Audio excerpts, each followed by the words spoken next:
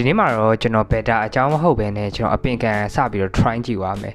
ကျွန်တော်အရင်ကတော့လှုပ်ဖူးတယ်ဗျဟာ9ချိန်6ချိန်လောက်တော့ရှိတယ်အဓိကကျွန်တော်အတော့ကလည်းပတ်စံတော်တော်သုံးရတယ်ကျွန်တော် swine တွေဝယ်မီးတွေဝယ်အပင်တွေဝယ်ဒါပေမဲ့ဘာဖြစ်လဲဆိုတော့ကျွန်တော်အရင် site တဲ့နေရာကျွန်တော် outdoor ဖြစ်နေဗျာအဲ့တော့ကျွန်တော်နေအောင်ကြီးကအများနဲ့ရတော့ဒီကန်ကရေညှိတက်တာအရန်အနွားရင်ဖြစ်တယ်ဗျာဒီလားအဲ့တော့ကျွန်တော်ဒီတစ်ခေါက်တော့ဒီကန်အသေးလေးနဲ့ပဲ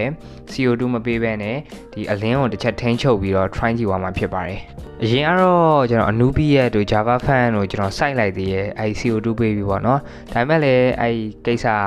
အလင်းကအရန်ရနေတော့အဆင်မပြေဘူးအပင်တွေရိရွယ်ပြီးတော့တေကုန်တယ်ပေါ့အဲ့တော့အခုကတော့ကျွန်တော်ဒီဈေးကွက်ထဲမှာလည်းအလွယ်ရတဲ့ရေမြင်းခွာတို့ရေကြောက်ခတ်တို့အဲ့လိုကောင်လေးတွေကိုပဲစပြီးတော့စိုက်ကြည့်မှာဖြစ်ပါတယ်ဒီကောင်ကကျတော့ aquarium swine ပေါ့နော်ကျွန်တော်အရင်တော့ကတော့ aquarium swine ပဲဒါပေမဲ့ကျွန်တော်ကအဲအောက်ခင်းနဲ့ကြောက်အဖြူအောင်နဲ့ရောမိသွားတယ်အဲ့တော့ပြန်ပြီးတော့လည်းခွဲလို့အဆင်မပြေတော့ဘူးဗျာအဲ့တော့ဒီနှစ်မျိုးရောပြီးပဲကျွန်တော်အသုံးပြုမှာဖြစ်ပါတယ်အပင်ကန်လို့လို့ရှိရင်တော့ကျွန်တော်လေးလာမိတဲ့လောက်ကတော့ကျွန်တော်ဒီ swine အရေးကြီးတယ်ပြီးတော့အလင်းရေးကြီးတယ်အပင်ဆိုတဲ့အတိုင်းပဲကာဗွန်ဒိုင်အောက်ဆိုက်ကအရေးကြီးတယ်ဒီ၃ချက်မှာတော့ကျွန်တော် swine ကိုဖြစ်တင်ပေးနိုင်တယ်ကာဗွန်ဒိုင်အောက်ဆိုက်ကတော့ကျွန်တော်လည်းနည်းနည်းခက်ခဲတယ်အလင်းကတော့ကျွန်တော်ဖြစ်တင်ပေးနိုင်တယ်အဲ့တော့အဲ့နှစ်ချက်နဲ့ပဲကျွန်တော် try ကြည့်သွားမှာဖြစ်ပါတယ်ကျွန်တော် swine ကိုတော့နည်းနည်းထူထူလေးခင်းလိုက်ဘာဖြစ်လို့လဲဆိုတော့ဒီအပင်တွေအမြင့်ထွက်လာလို့ရှိရင်အမြင့်ဆွဲအောင်ပေါ့နော်အပင်ကတော့ကျွန်တော်အဆင်ပြေလို့ပဲ scape ကိုအဓိကမထားဘဲနဲ့ကျွန်တော်အပင်အရင်စိုက်မှာဖြစ်ပါတယ်နောက်မှပဲ scape ကိုအရင် try ကြည့်မယ်ပေါ့နော်အဲ့တော့ကျွန်တော်အပင်လေးတွေကိုထည့်ပါမယ်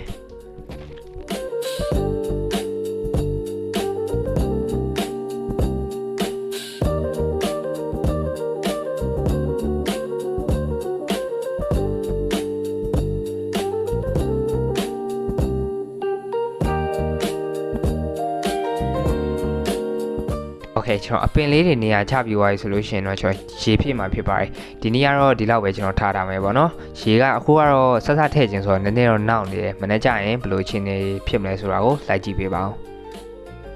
မနေ့ပိုင်းကတော့ကျွန်တော်ညတော့ကထပ်တော့ရေကတော်တော်ကြီးသွားပြီ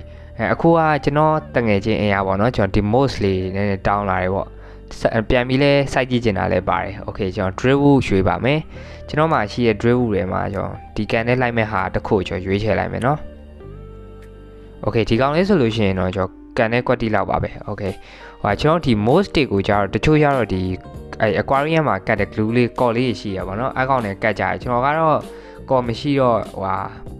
အချီကျိုးနဲ့ပဲစီးမှာဖြစ်ပါတယ်ကျွန်တော်အချီကျိုးနဲ့စီးလိုက်မယ်ပြီးလို့ရှိရင်တော့ဒါပိုတဲ့ most stick ကအရင်များနေတယ်လေအဲ့တော့ကျွန်တော်ဒီကြောက်တော့မှာပဲခြိလိုက်မှာဖြစ်ပါတယ်ဒါကတော့နောက်ဆုံး final result ပေါ့နော်ကျွန်တော်အဓိကဒီ outdoor ပဲအရင်ထားအောင်ပါ outdoor ထားပြီးတော့ကျွန်တော်အလင်းကိုတရက်ကို6နိုင်လောက်ပဲပေးကြည့်မယ်ပေါ့နော်ဒီနေ့ဗီဒီယိုကတော့ဒီလောက်ပါပဲကျွန်တော်နောက်ပိုင်းဆိုင်ပြီးတော့လေ့လာမိသမျှကျွန်တော်ဘယ်အချက်တွေကမှားယွင်းနေဘယ်အချက်တွေကကျွန်တော်အပင်ကန် stable ဖြစ်ဖို့အထောက်အကူဖြစ်လဲဆိုတာကို channel episode လေးမှာတင်ဆက်ပေးသွားမှာဖြစ်ပါတယ်ဒါကတော့အပင်ကန်စင်ကြီးရဲ့ episode 1ဖြစ်ပါတယ်ကြည့်ရှုပေးကြတဲ့တယောက်ချင်းတိုင်းကိုကျေးဇူးအထူးတင်ရှိပါတယ်နောက်ဗီဒီယိုမှာပြန်တွေ့ကြမယ်ကျွန်တော်ကတော့ Aqua Creative က Harry ပဲဖြစ်ပါတယ်